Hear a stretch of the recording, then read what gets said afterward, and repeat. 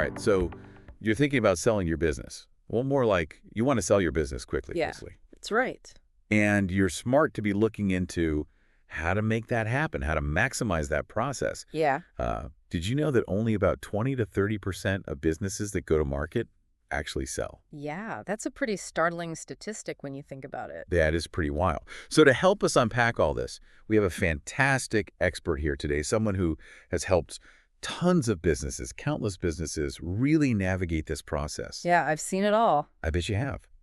So I guess the first thing is, if it's not as simple as slapping a for sale sign on the old business, what are some of the things that folks should really be thinking about? What are some of those key steps that can make or break a fast sale? Well, one of the biggest things, and we're going to talk about this more, I'm sure, is to bring in a professional business broker Hmm. and do it early. I mean, think of them as your partner in this whole thing. Yeah. They've got the knowledge, they've got the experience, the connections, all that. It can really, really help you sell quickly, and sell well. It makes a lot of sense. But before we get too deep into the broker stuff, Yeah. let's talk about what we can do, we as business owners to get ready. What are some things that we can do to make our businesses, well, to be frank, as attractive as possible to potential buyers? Oh, absolutely. The first thing, and this is a biggie, is getting your financial house in order. Ah, yes. Buyers want to see, a clear and accurate picture of the financial health of your business. Right, right. So think profit and loss statements, think balance sheets, tax returns, for the past 3 years, all that fun stuff. I can already hear some of our listeners out there groaning, oh no, not the dreaded paperwork. Yeah. But it doesn't have to be a nightmare, right? No, not at all. It's not about absolute perfection. It's really more about transparency. You're showing the buyer that you're a responsible captain of the ship, right? They want to see that you've been forecasting, that you've been budgeting, not just kind of reacting to whatever happens in the market. So it's not just about the numbers themselves, but the story that those numbers tell about how you're running the business. You're showing that you've got a handle on things. Precisely. And this kind of leads into another really important thing: operational excellence. Okay. Think of your business as a well-oiled machine, you know? Buyers want to see that everything is running smoothly and efficiently. Your internal processes, how you manage client relationships, well, the whole 9 yards. That reminds me of something I read in the research for this deep dive about onboarding. It said that if you have clear onboarding processes for new employees, that's a big plus for buyers. Yeah, absolutely. It's a huge selling point. Having a good org chart, digital copies of your client and supplier contracts, really documenting all your key processes. It shows the buyer that they can just step in and hit the ground running. So it's like you're handing them a roadmap to success. Here you go. So we've got our financials looking good. Operations are smooth. Now it's time to get the word out right. How do we market our businesses to attract those buyers? Well, there are a few different ways. You've got online platforms like BizBsell. Right. That's good for, most businesses. Or websiteclosers.com if you're selling an online business. That can give you really wide exposure. But, I've also seen folks have a lot of success just by reaching out to buyers within their network. Oh, yeah, that makes sense. Tapping into those connections. Yeah. But are there any downsides to going direct like that? Well, the main one is confidentiality. If you're in a tight-knit industry and you need to keep your plans under wraps, well, approaching buyers directly can get a little tricky. Yeah, I see what you mean. And, that's another area where a business broker can be super valuable. They can act as that intermediary, protecting your confidentiality while still reaching out to the right people. So we are starting to see the appeal of that broker expertise. But let's say we're doing all the right things. We've got a broker, we've got our financials looking spiffy, operations are smooth. How do we make sure we get top dollar? How do we not leave money on the table? It comes down to competition, Yeah. in any market, the more buyers you have interested in your business, the higher the price is going to go. Think of it like an auction, right? All those bidders vying for what you've got. Okay, I like it. So how do we create that bidding war? How do we get all those offers rolling in? It's all about engaging multiple buyers at the same time. Don't just jump at the first offer you get. Keep the conversation going with everybody. You can even, let them know that there's interest from other buyers without giving away too much, of course. Create that sense of urgency, Okay, so a little friendly competition never hurt. Now, what if, and I think this is a question that many folks out there might be asking themselves, what if the business has some weaknesses? Do we try to hide them? Do we pretend they're not there? Honestly, Honesty is really the best policy here, especially if you want to sell quickly. Hmm. Buyers are going to do their due diligence, right? So if you try to hide something, it's going to come back to bite you. Right, right. Transparency builds trust, and honestly, it can often speed up the whole process. I've seen business owners who were upfront about, a dip in sales or whatever, and it actually made buyers more confident. That is interesting. So it's not about pretending your business is perfect. Yeah. It's more like you're showing that you understand the challenges and that you have a plan to deal with them. Exactly. Think of it this way. You're not just selling a business, you're selling your story, your vision, and, your ability to overcome obstacles. I like that. I like that. So we've laid the groundwork. We're attracting buyers. We're being upfront about everything. Now, how do we figure out which buyers are serious? We don't want to waste time with tire kickers. That's where screening comes in. You don't want to waste your time with folks who aren't really serious. Having a PDF ready to go with, all the key business information, that can be super helpful. Oh, and I remember reading that having non-disclosure agreements ready to sign is also a good move. Absolutely. Shows you're serious and organized. And don't be shy about asking them about their financials either. You need to make sure they can actually afford to buy your business. Makes sense. Makes sense. Okay, so we've got our serious buyers. We're ready to start talking turkey, get down to brass tacks. Any tips on how to navigate those negotiations and reach a deal that works for everybody? A lot of people think of negotiation as a battle. Yeah. But I think it's more like, a dance. You're trying to find that sweet spot where everyone feels good about the outcome. Yeah. It's a good analogy. Yeah. So how do we do that? How do we find that sweet spot? How do we make sure it's a good dance? Well, using both email and in-person meetings is really important. Email's great for exchanging information and keeping a record of everything. Right. But for those more sensitive conversations, the complex offers, nothing beats a face-to-face meeting. It's about using the right tools for the job, using technology where it makes sense, but bringing in that human touch when needed.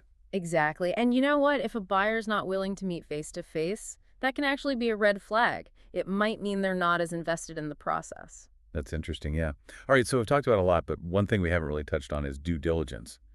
Any advice on making that process as painless as possible? Well, all that prep work we talked about earlier, that's going to really pay off here. Having that organized digital folder with all your records, it shows the buyer that you're on top of things, and it makes the whole process so much easier. So that initial time investment pays off big time in the end. Oh, yeah. And, it also helps if you anticipate their questions. If you know there's something that might raise a red flag, address it proactively. For example, let's say your sales dipped one quarter. Don't try to hide it. Explain why it happened and what you did about it. So it's about turning potential weaknesses into opportunities to show off your problem-solving skills. Exactly. And being responsive is key, too. Answer questions quickly.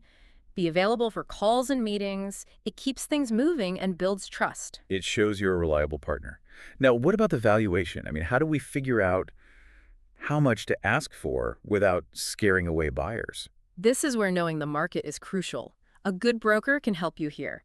They'll look at what comparable businesses have sold for and help you come up with a realistic number. All right. And remember, the valuation is just a starting point. Be prepared to negotiate. Makes sense. Now, one last question before we move on. What about our employees? When do we tell them we're selling? That's a tough one. You want to be transparent, but you also don't want to create unnecessary anxiety. I usually advise waiting until you have a solid offer on the table. So finding that balance between transparency and, well, not rocking the boat too soon. Exactly. And when you do tell them, be honest and straightforward. Explain the reasons for the sale and what it means for them. Okay, that makes sense. It's about keeping those lines of communication open. Absolutely. Welcome back to our deep dive into selling your business quickly. Last time we talked about all sorts of things. Yeah. Getting your financials in order, how to market your business. Right, all that good stuff. Exactly. And of course, we touched on how important it is to work with a business broker. Couldn't do it without him. Absolutely. But today, I want to dig into some more of those kind of like insider strategies. Okay, sounds good. So, we talked about how important competition is to drive up the sale price. Right, you want to create that buzz. Yeah, get people excited. So how do we make that happen? How do we spark those bidding wars and make sure we're attracting the right kind of attention? Well, a lot of it has to do with, creating a sense of urgency, a little bit of scarcity. Okay, how so? Well, imagine, right? You've got a few serious buyers, and they know that other folks are interested too. That can really get them moving. It's like when a hot new product comes out, Yeah. and everyone wants to be the first to get their hands on it. Yeah, exactly. So one thing you can do is set a clear time frame for accepting offers. Got it. So don't drag things out. Set a deadline. Right. It creates that sense of urgency. Another thing you can do is, kind of strategically leak information about other offers you've received. Oh, interesting. Without, like, naming names, obviously. Of course. But just letting them know that they're not the only ones at the table. A little bit of healthy competition. Exactly. And a good broker can really help you with this whole process. They know how to, create that buzz without crossing any ethical lines. They're like master puppeteers. Okay, so let's talk about something else that can be a little intimidating. Due diligence. Yeah, yes, due diligence. Any tips on making that process as painless as possible? Well, first off, remember that it's a two-way street. How so? Well, the buyer is checking you out, but it's also a chance for you to make sure that they're the right fit for your business. Ah, I hadn't thought of it that way. Yeah, so be prepared, right? Have all your documents organized, just like we talked about before. It makes things so much smoother for everyone. It shows you're on top of things. Exactly. And don't be afraid to, get ahead of any potential concerns. If there's something might be a red flag, address it proactively. Oh, like what? Well, like if your profits were down 1 year, don't try to hide it. Explain why it happened, what you learned from it, and what you've done to make sure it doesn't happen again. So turn those potential weaknesses into strengths. Exactly. And be responsive. Answer those questions quickly. Be available for meetings. It makes a huge difference. It shows you're serious. Yeah. Okay, so now we're getting into some of the nitty-gritty. What about the valuation? How do we figure out what our business is actually worth? That's where a good broker is really invaluable. Right. They know the market. They know what other businesses in your industry have sold for. They can help you come up with a number that's both realistic and attractive to buyers. So we're not just pulling a number out of thin air. No. You want to be able to back it up with data. Yeah. And remember, even with a good valuation, there's always going to be some negotiation. Okay, so be prepared to be flexible. Now, one thing that's been on my mind, what about our employees? When's the right time to tell them we're selling? That's a really sensitive one. You want to be transparent with your team, but you also don't want to cause unnecessary stress or disruption. My general rule of thumb is to wait until you have a pretty solid offer in hand. So until you know things are moving forward. Right. And when you do tell them, be honest. Explain the reasons for the sale and what it means for their future with the company. So it's about transparency, even when things are uncertain. Exactly. It can be a tough conversation, but it's an important one. Absolutely. Okay, so we've talked about due diligence, we've talked about valuation, we've talked about employees. Anything else we should be thinking about at this stage? Well, one thing that a lot of people don't think about until it's too late is the actual closing process. Oh, right, the legal stuff. Yeah, all the paperwork, the contracts, it can get pretty complicated. And I'm guessing this is not the time to try to DIY it. Yeah. Definitely not. This is where you really need a good lawyer on your side. Okay, so someone who can help us navigate all the legal jargon. Exactly. They'll make sure everything is in order, that your interests are protected, and that the deal closes smoothly. So it's worth it to invest in some legal expertise. Absolutely. It can save you a lot of headaches down the road. Yeah. And speaking of headaches, one thing that can really derail the whole process is dealing with a difficult buyer. Oh, I bet. What do we do if we run into one of those? Well, the most important thing is to stay calm. Don't let them get to you. Easier said than done sometimes. I know. But remember, you're in control. You don't have to accept an offer if it doesn't feel right. So know your worth. Exactly. And be clear about your boundaries from the beginning. Let them know what you're willing to negotiate on and what's non-negotiable. So set those expectations early. Right. It can save a lot of time and frustration.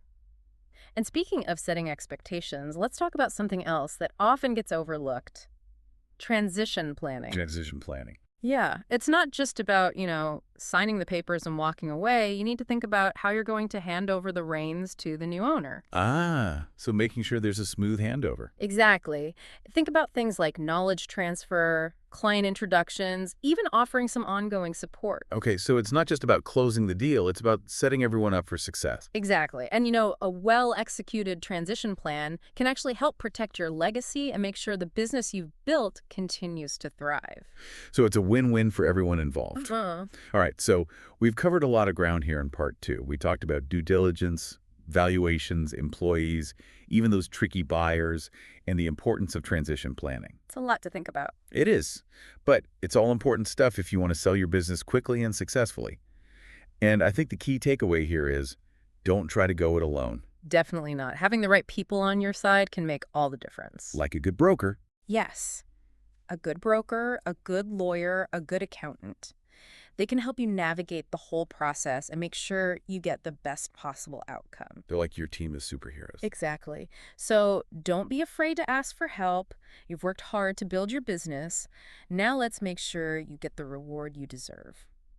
Welcome back to our deep dive on how to sell your business and sell it fast. We've talked about a lot of the nuts and bolts. Yeah, the nitty-gritty. Exactly. But selling a business, it's not just about the numbers, right? Oh, absolutely not. It's an emotional roller coaster, You're saying goodbye to something you've put your heart and soul into. Yeah, you're letting go of, like a part of yourself. So how do we handle that emotional side of things?